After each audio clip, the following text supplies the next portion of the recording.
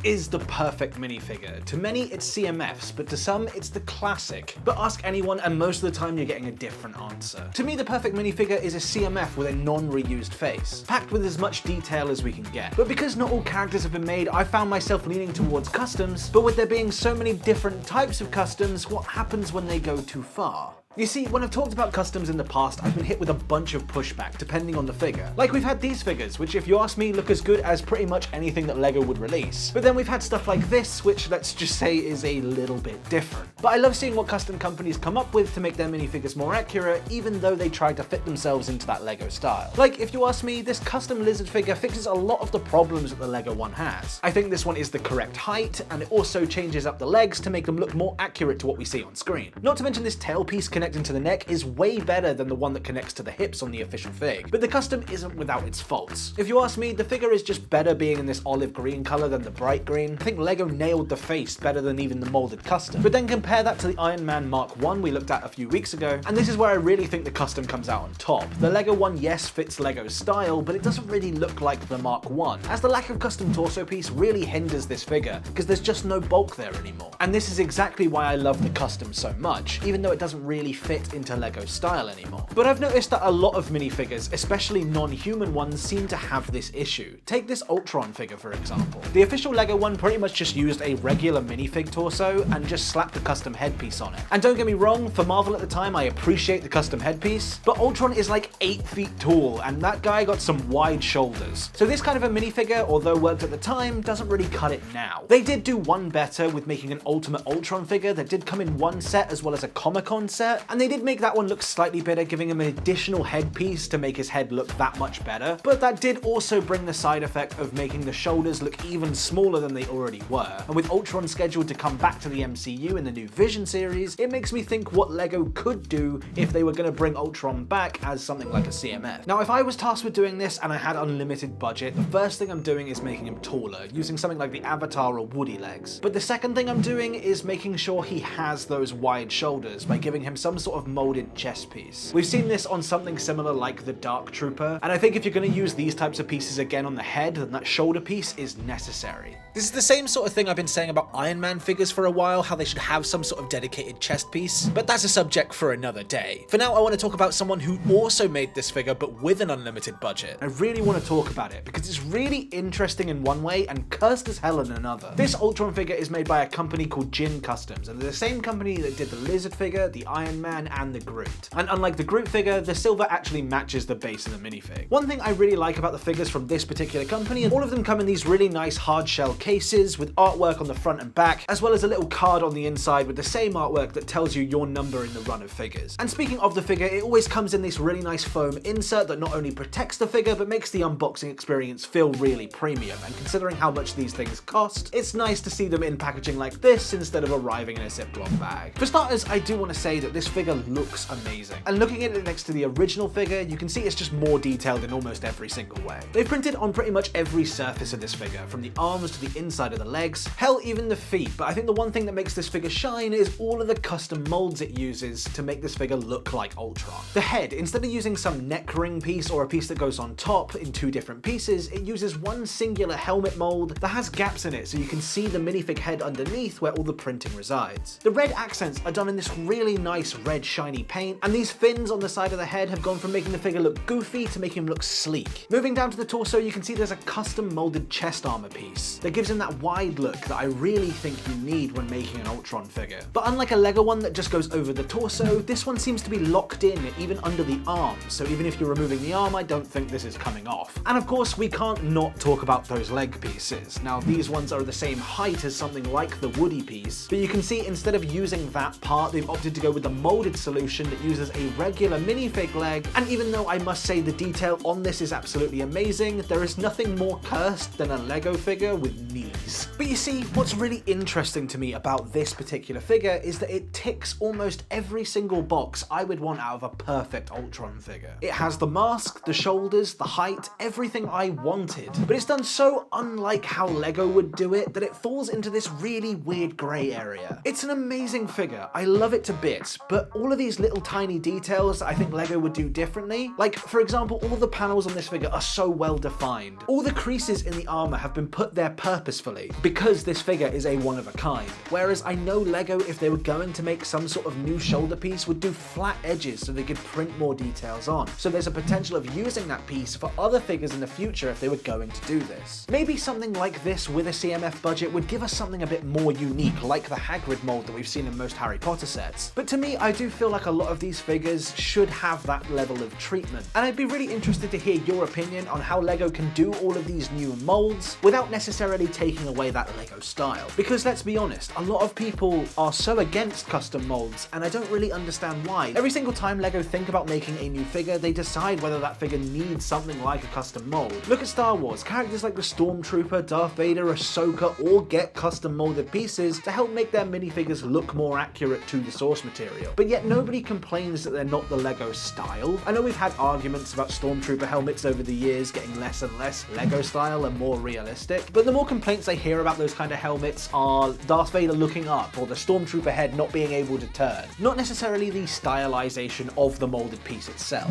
Now, I'm not an idiot. I know that these figures don't necessarily look like LEGO, but it's really interesting to see what they could be doing to make these figures more unique.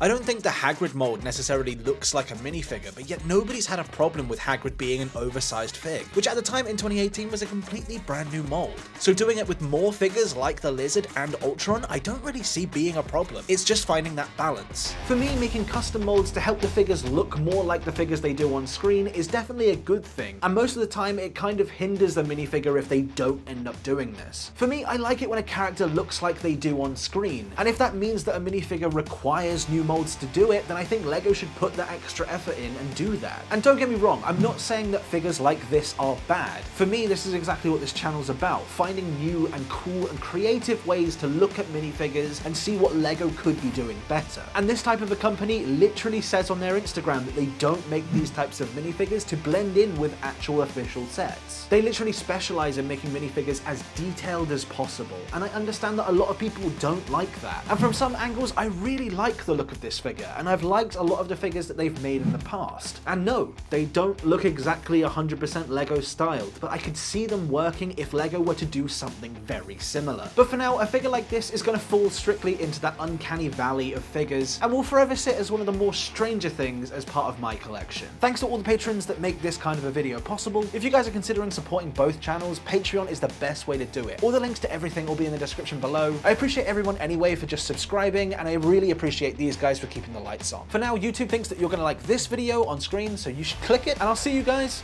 in the next one.